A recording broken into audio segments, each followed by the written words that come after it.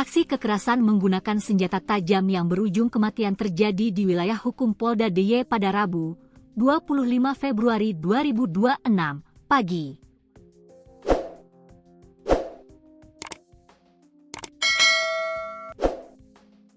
Korban bernama Kitin Yogatama Rustamaji, 36, dan merupakan anggota organisasi masyarakat, Ormas, Brigade Joksin yang bergerak di kegiatan sosial serta kemasyarakatan.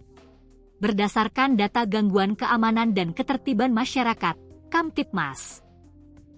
Aksi serangan di ruang privat yang menyasar anggota Ormas ini menjadi salah satu dari rentetan kasus penganiayaan berat di awal tahun 2026.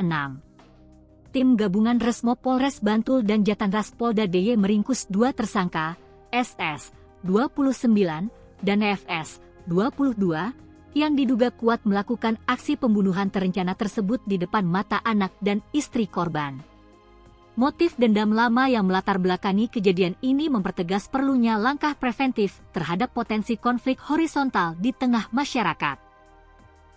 Kasih Humas Polres Bantul itu Rita Hidayanto menerangkan SS selaku eksekutor telah ditetapkan sebagai tersangka, sedangkan FS masih diperiksa. Mereka berasal dari Kecamatan Gamping, Kabupaten Sleman, dan telah mengenal korban. Penangkapan dilakukan setelah penyidik mengamankan sejumlah rekaman CCTV. Tersangka sudah ditahan. Barang bukti masih dalam pencarian, tuturnya. Sebelumnya, Ibtu Rita Hidayanto mengatakan kasus pembunuhan diketahui pertama kali oleh istri korban, PS, 34. Saat kejadian PS tidur di ruang tengah berdampingan dengan korban serta anaknya.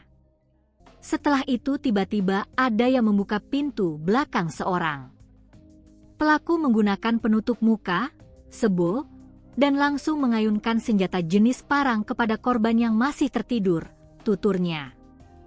PS sempat menangkis ayunan senjata, tetapi tetap mengenai anggota tubuh korban.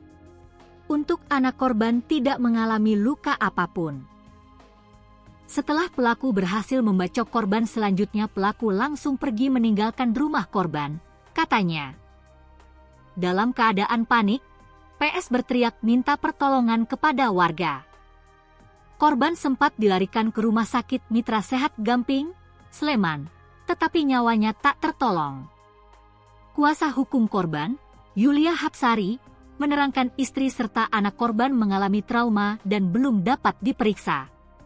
Mereka menyaksikan aksi kekerasan yang menewaskan korban. Ini pasti meninggalkan psikis yang mendalam bagi anak itu. Makanya kami memohonkan adanya perlindungan khusus, pendampingan secara psikologis dan psikis untuk anak dan ibu, istri korban.